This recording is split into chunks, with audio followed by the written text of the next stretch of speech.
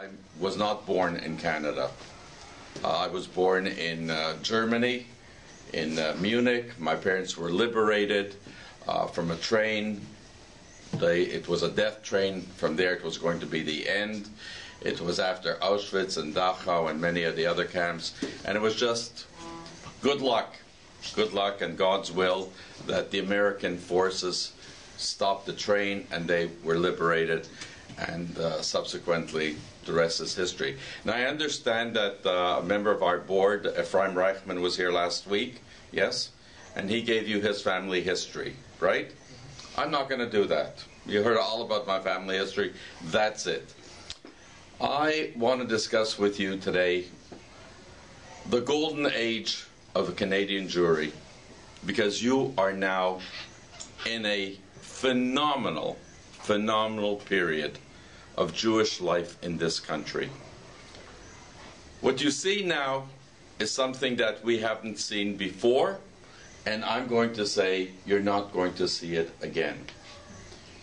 In Jewish history, there was a time in every place where we wandered, where it was a golden age. And they used to even call places like Yerushalayim Delita. You had places that everywhere they thought it was the little Jerusalem because it was so perfect. Canada, as you see it today, is the best place outside of Israel for the Jewish people.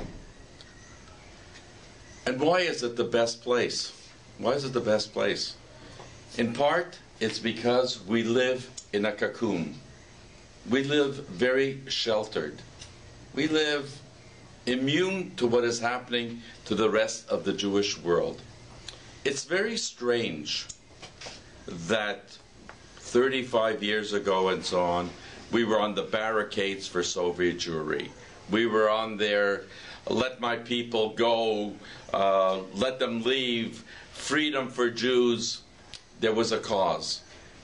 Jews were on the barricades in 1967, right before the war, when it looked like Israel was going to be destroyed. It was a terrible time. I can tell you, the Jewish mood, the depression, was horrible. I know it was my good fortune. I led the first group of volunteers to come to Israel, not in June, but in May. We were the first group that came before the war, and the only group that came before the war. So I was there for the war itself. But the world thought it was going to be the end of Israel.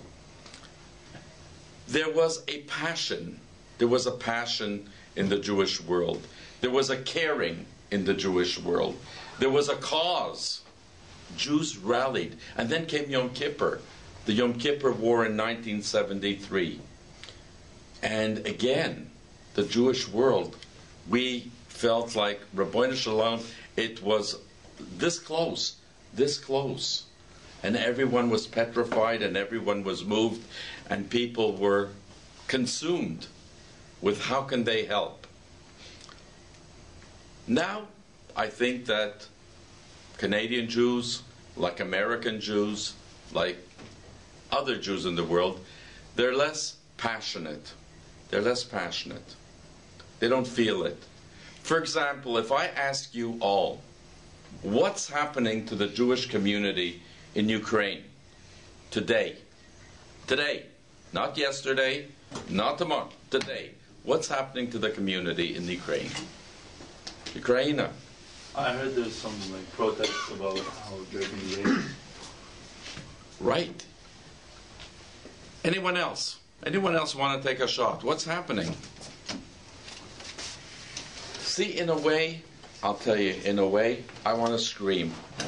I want to scream. You're all intelligent people. You're in a synagogue. You obviously care somewhat. But you don't really care anymore about what's happening.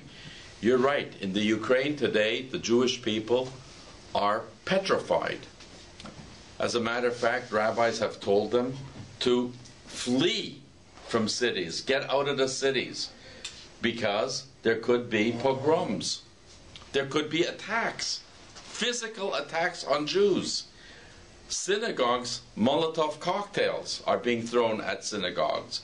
There was a discussion as to whether, and there was a request by some in the Ukraine, that Israelis provide security for Ukrainian Jews.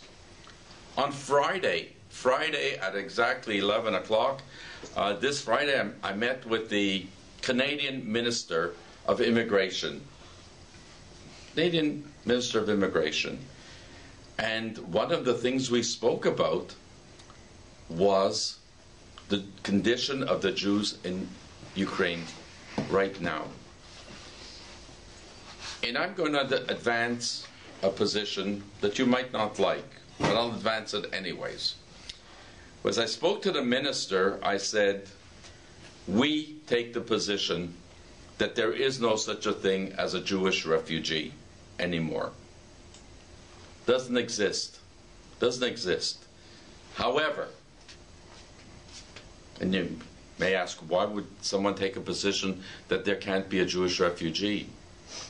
Because the answer is that a Jew, when he's running from danger or when he wants to for goodwill, whatever it is, can go to Israel at any time, at any minute, and say, I'm here, this is my country, I have a homeland.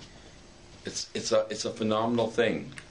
But we said, there may be Jews from the Ukraine who don't want to go to Israel right now. They may have family in Canada and so on. Will you do two things? Number one, will you try to convey the message that the many of the people that are marching on the streets for a free Ukraine, free, are also neo-Nazis, are also fascists, and are also anti-Semites. So in this wonderful group of people, if you will, the totality, people who want freedom, there are also many, many anti-Semites. So when you're dealing with the new government, be sure to mention protection for the Jewish community. And the second thing is that those who do want to come here as refugees, then let's try and help them come here immediately.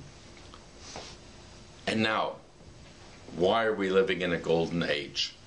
Because the answer of the minister was, as soon as we finish our meeting, I'm calling John Baird, our Foreign Affairs Minister, who is right now in Europe, dealing with the question, alerting him to your request and making sure that there will be representation to protect the Jewish community.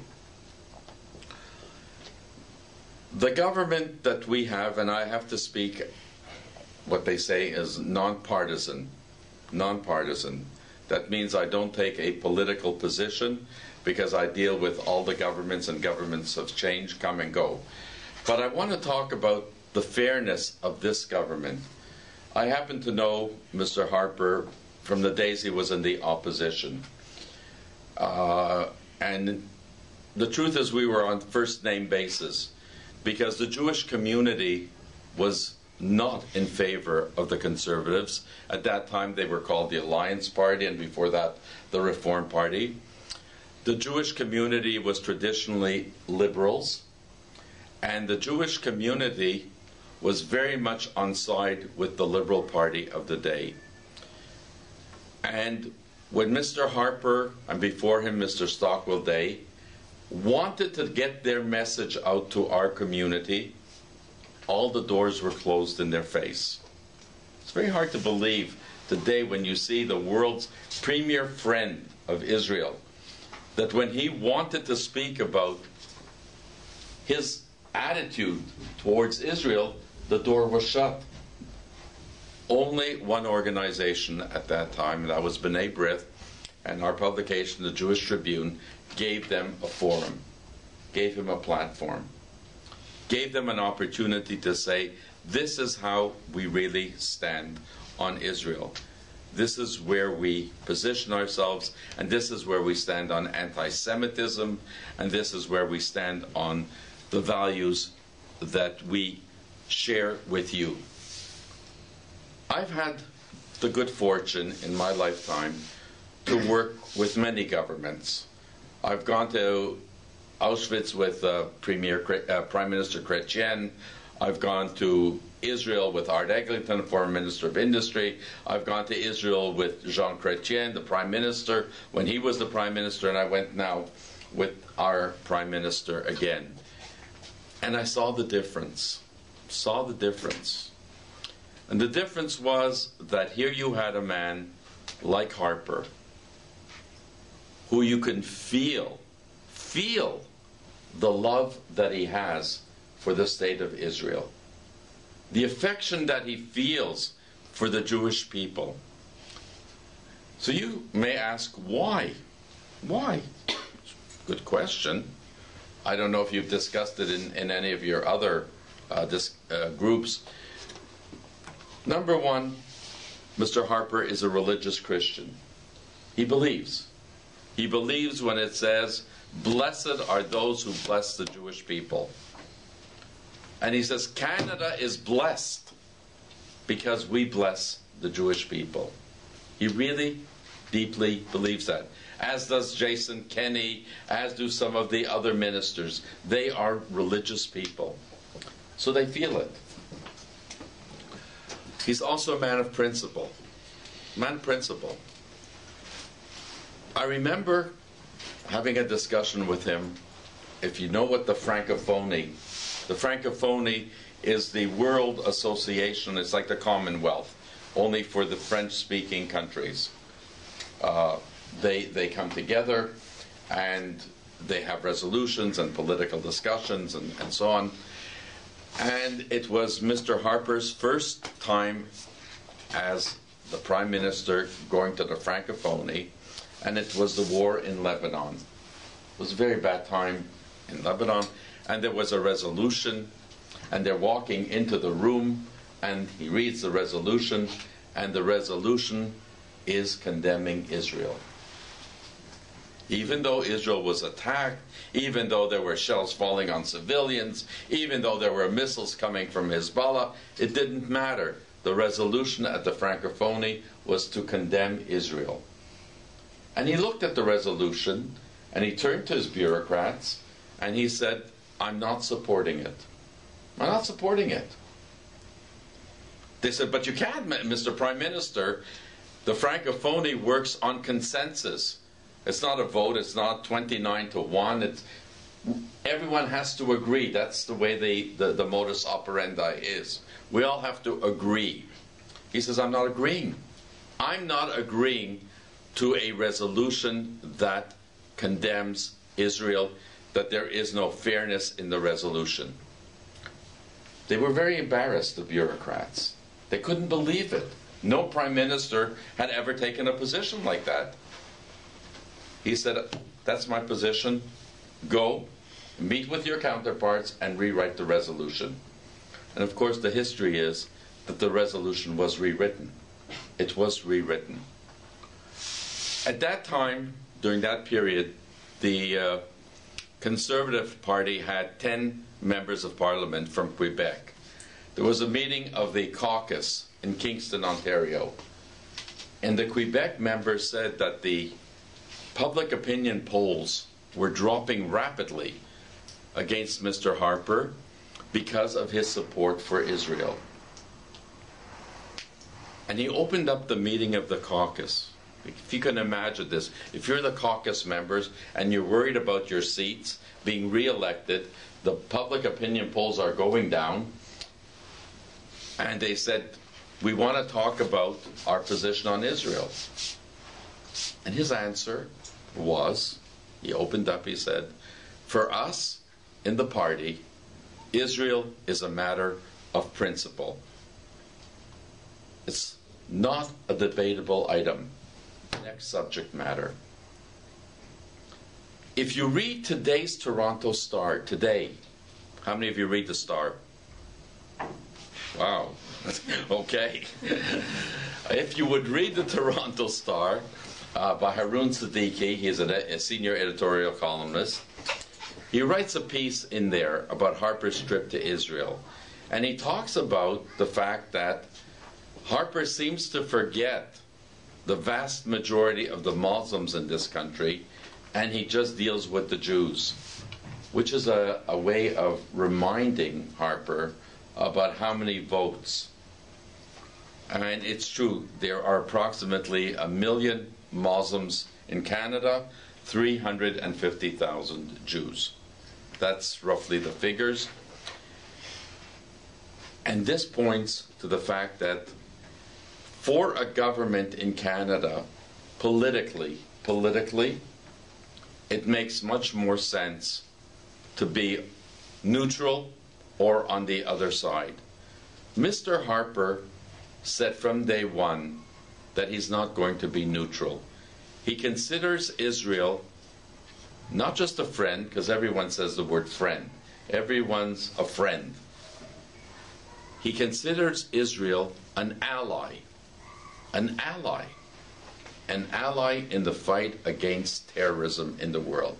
An ally in the promotion of democracy. Those are fundamental things that we have never heard in this country from governments before.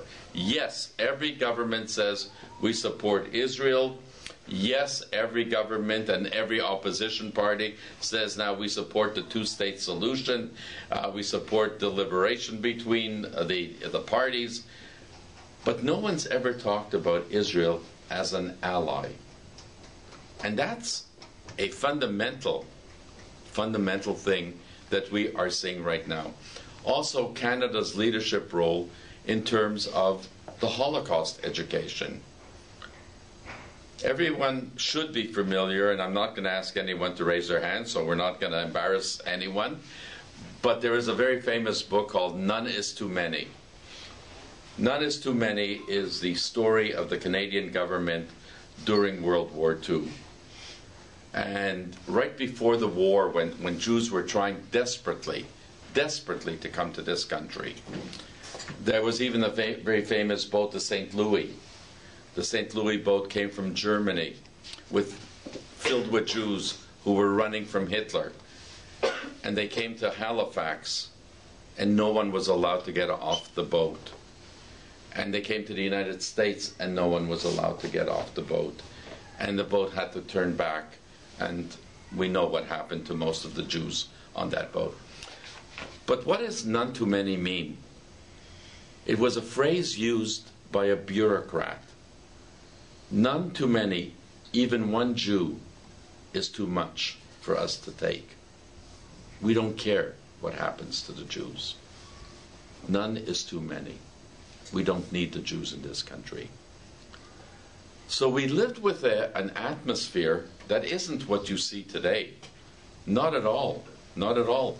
And Canada, after the war, was one of the last countries to allow a Jewish immigration to come, the Holocaust survivors to come into this country.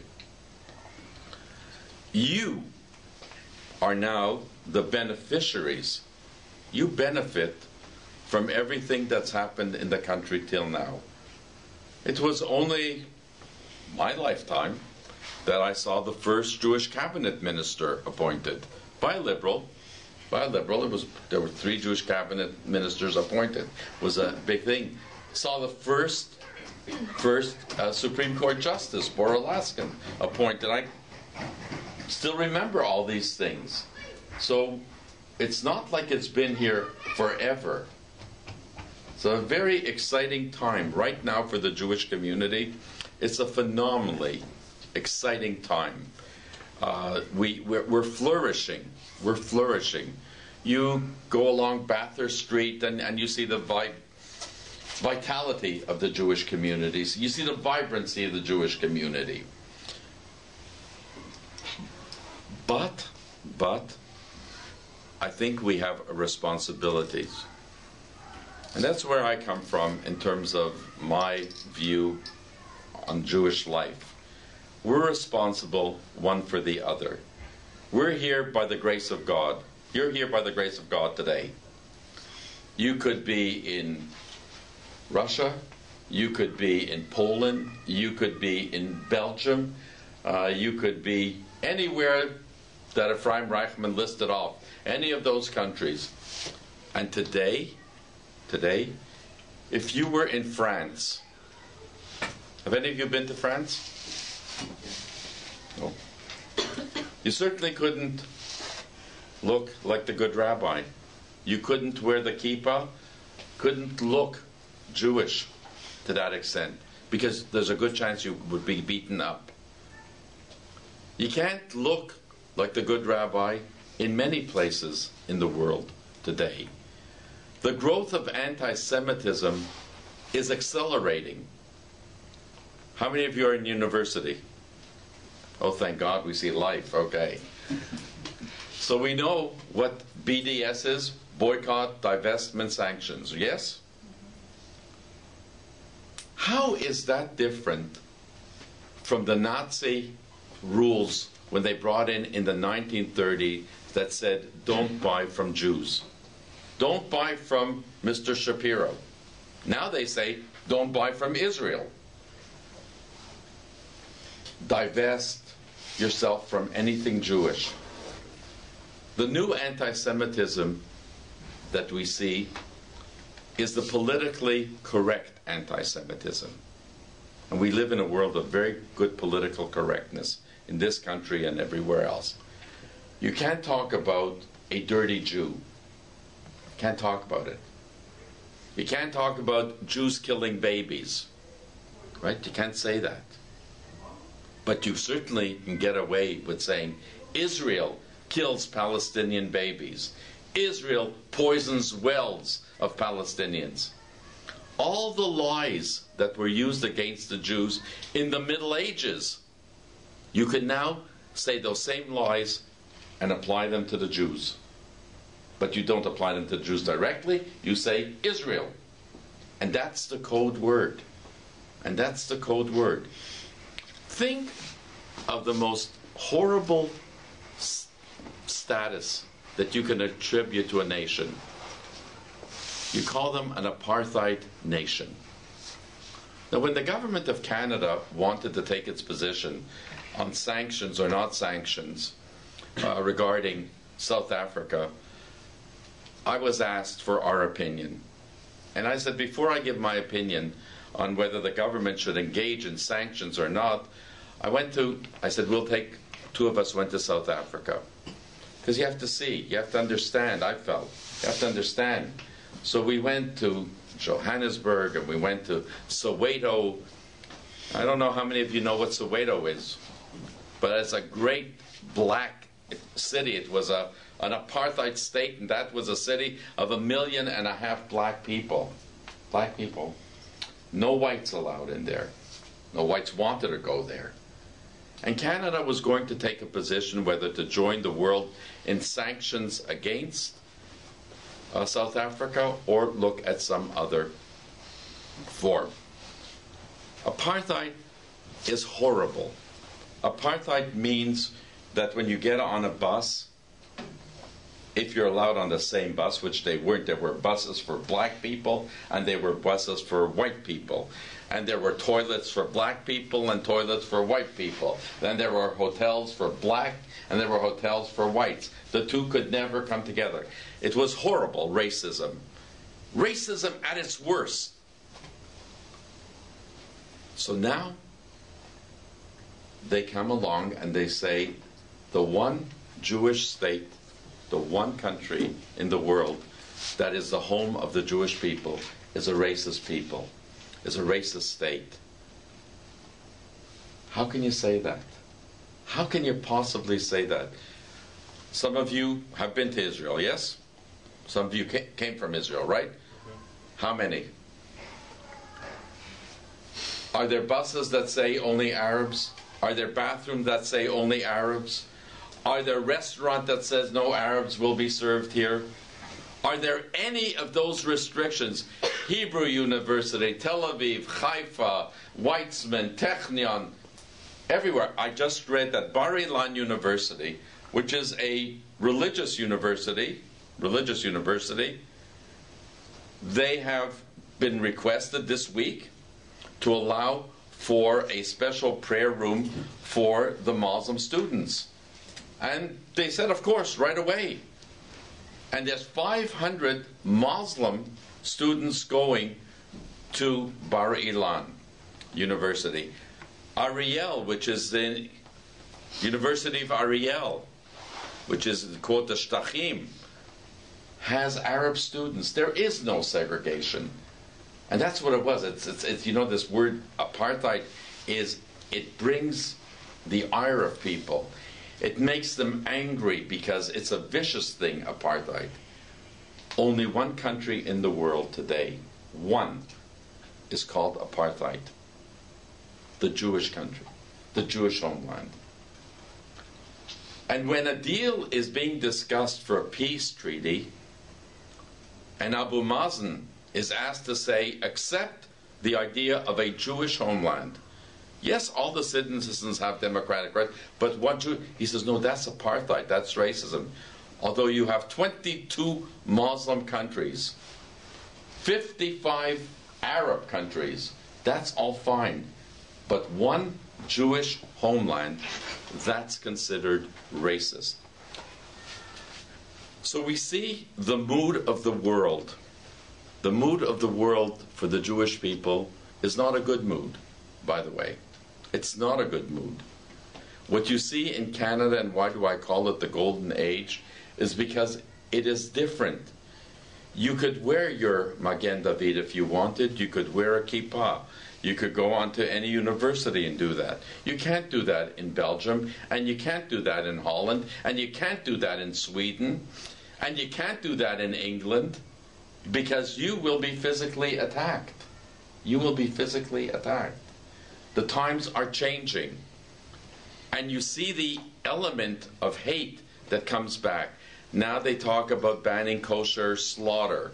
And then they talk about Brit Milah, no circumcision, because that is all for us. And the rabbi will tell you that's part of our history. When the enemy decides to go against the Jewish people, these are the kind of things that they begin to discuss.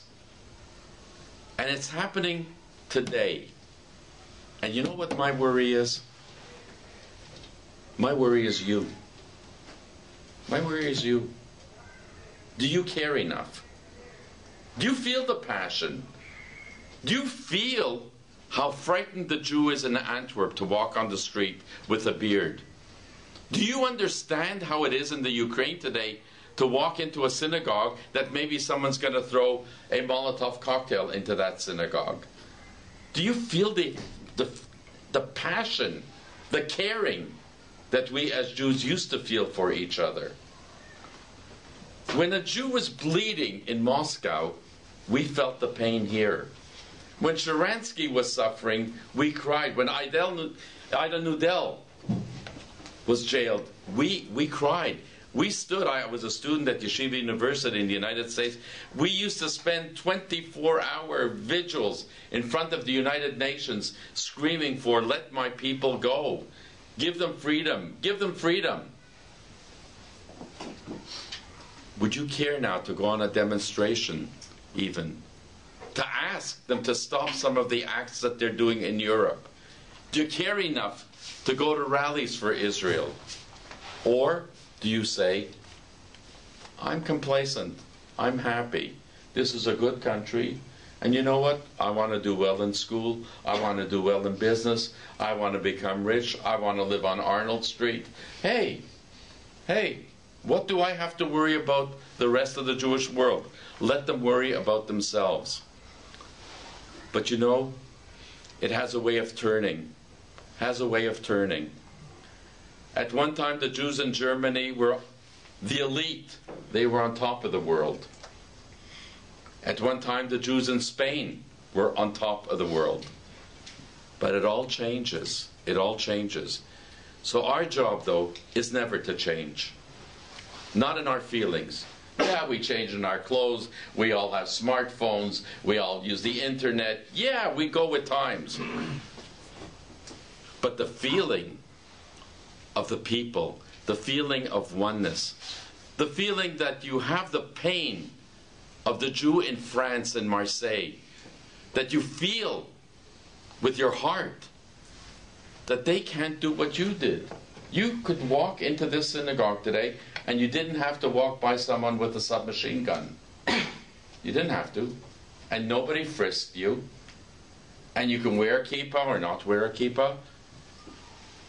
But most of our people can't do that anymore. And you know what? It's only 68 years since they liberated the Jews from the camps. 68 years ago. It's not a long time in history. And I dare say that most of you don't remember that in the sense of learning it, studying it, going to Holocaust programs and caring. I'm going to take that chance. And I'm going to take the chance and say most of you don't go to Israel programming either. I'm going to say, thank God you're here. Thank God you're here. But really, we have tens of thousands, we have 200,000 Jews in this city. We need Jews not only who were born Jewish, not only who come to synagogue. We need Jews who feel for one another. Unlike the rabbi, I don't know.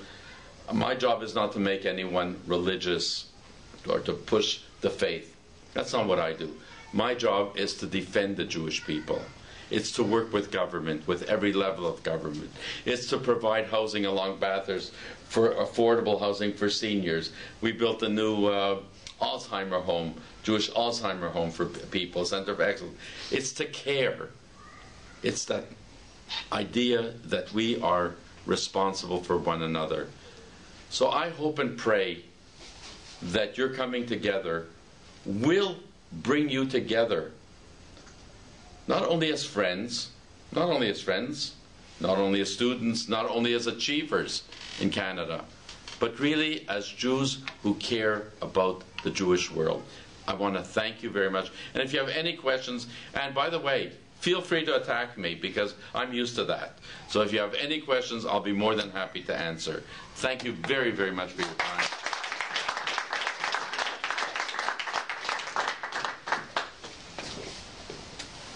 Thank you so much for coming over. I just wanted to hold you just for a second. If anyone has any questions, please go right ahead. I have a question. I'm glad. There's always one in the crowd. Good. So you mentioned that we should care about our Jewish identity and care about other people who are suffering because they're Jewish. So don't take this the wrong way, until I finish talking about it. I don't care about other Jews suffering because they're Jewish. I would care about not Jewish rights, for say, about human rights. So the Jew in the Ukraine is suffering, and he's not different to me than the Ukrainian who's suffering for a different reason. So are you saying that that's wrong? Should we focus specifically on the Jews and not help anybody else? Well, that's a terrific question. Okay. So luckily I got an answer for you. I happen to be an honorary chief of the Keewatin tribe of the Aboriginals because I've been lobbying for the Aboriginal people of Canada. I was lobbying for the Japanese redress program in this country. I was lobbying for the Chinese head tax. I just came this morning for a meeting with a multicultural group in the home of a consul general of not the Jewish community, it was Jewish community plus another community. We have a group of 35 people who sit together under B-RITH from different communities, so that when an incident happens at Jane and Finch, someone is murdered and so on, we offer our expertise. We do all of those things. I do all of those things. I do it because of my Jewishness. My humanity is second to my Jewishness. But now when you asked a phenomenal question about the Ukrainian issue, you care about all the Ukrainians. So do I. I care about all the Ukrainians. But you know what? I have to look at the scene and say, in the middle of this movement, right in the middle of free Ukraine from Russia, the anti-Semitism is there, the beat the Jew, the Molotov cocktail against the synagogue. When you go through all of Europe, yes, I care about the rights. And by the way, I also happen to be a professor at a Canada Christian college for evangelical Christians. So I work very closely with the Christian. And I've raised the question in government and was on the panel to create the Office of Religious Tolerance, because of the persecution today of Christians around the world. So I care. You know, no one can fault me for not caring and not being on the front lines. But then I step back and I say, if I don't care for myself, nobody is stepping up.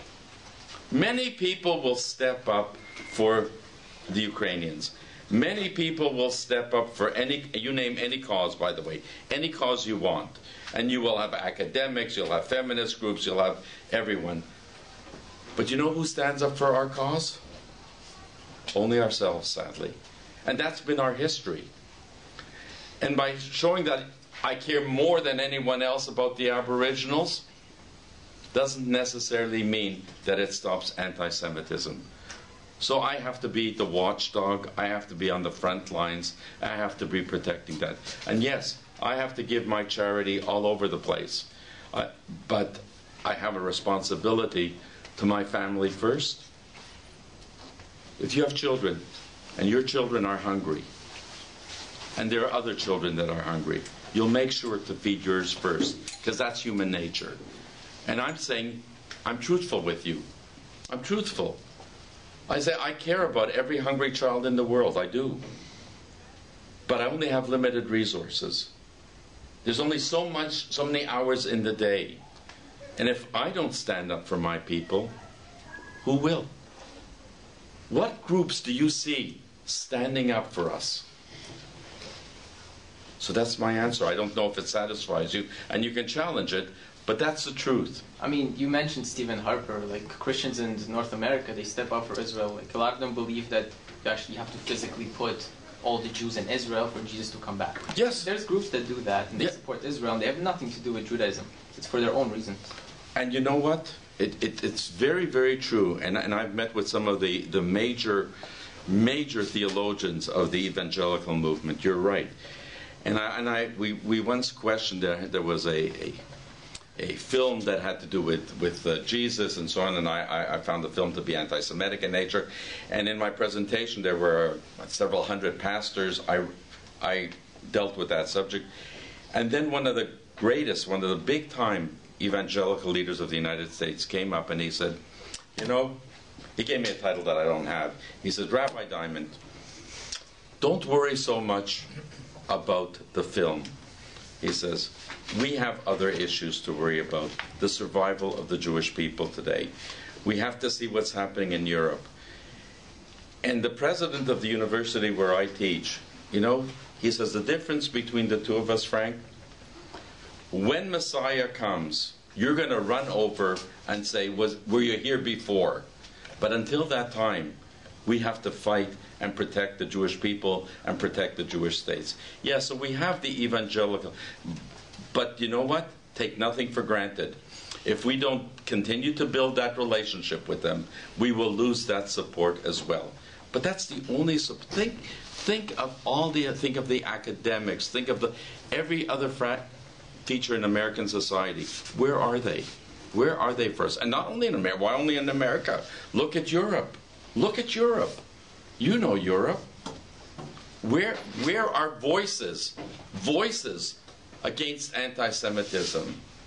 Where are they? When you see anti-Semitism now again, there's a feeling that 20% of the next European Parliament is going to be made up of neo-right-wing radical groups. And I differentiate between just right-wing and neo-fascist right-wing and so on. What does that mean? It's a warning sign. It's a flag. It's a flag. So if some of you want to tell me who else is standing with us, show me. Show me. And if nobody else is, then I have to say, my friend, I have to call you my chaver. I want you in the line next to me, because there aren't many other people, so you better stand with me. No one else challenging? Thank you. Just on behalf of everyone, I think it was a fascinating talk, absolutely fascinating. It just opens your mind. Thank you very, very much. Thank you. All the best.